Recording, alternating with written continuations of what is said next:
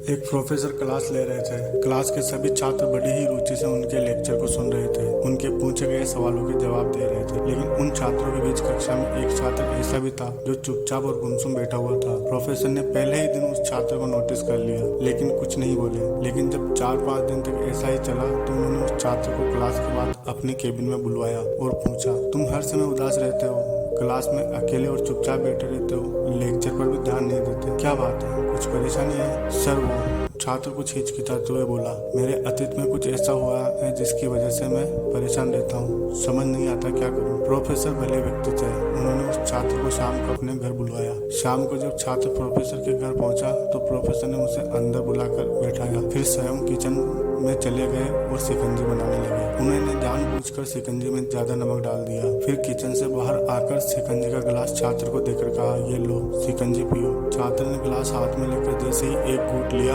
अधिक नमक के स्वाद के कारण उसका मुंह अजीब सा बन गया। यह देख प्रोफेसर ने पूछा, क्या हुआ, शिकंजी पसंद नहीं आई? नहीं सर, ऐसी बात नहीं है, बस शिकंजी में थोड़ा नमक ज्यादा है। छात्र बोला, अरे अब यह तो बेकार हो गया, लाओ गिलास मुझे दो, मैं इसे फेंक देता हूँ। प्रोफेसर ने छात्र से गिलास लेने के लिए अपना हाथ आगे बढ़ाया, लेकिन छात्र ने मना करते हुए कहा, नहीं सर, बस नमक ही तो ज्यादा है, थोड़ा चीनी और मिलाएंगे तो स्वाद ठीक हो जाएगा। यह बात सुन प्रोफेसर गंभीर हो गए और बोले, सही कहा तुमने, अब इसे समझ भी जाओ, ये शिकंजी तुम्हारी जिंदगी है, इसमें घुला अधिक नमक तुम्हारे अतीत के बुरे अनुभव हैं। जैसे नमक को शिकंजी से बाहर नहीं निकाल सकते, वैसे ही उन बुरे अनुभवों को भी जीवन से अलग नहीं कर सकते। वे बुरे अनुभव भी जीवन का ही हिस्सा है, लेकिन जिस तरह हम चीनी घोलकर शिकंजी का स्वाद बदल सकते हैं, वैसे ही बुरे अनुभवों को भूलने के लिए जीवन में मिठास तो घोलनी पड़ेगी ना। इसलिए मैं चाहता हूँ कि तुम अब अपने जीवन में मिठास घोलो। प्रोफेसर की बात छात्र समझ गया और उसने निश्चय किया कि अब वह बीती बातों से परेशान नहीं होगा।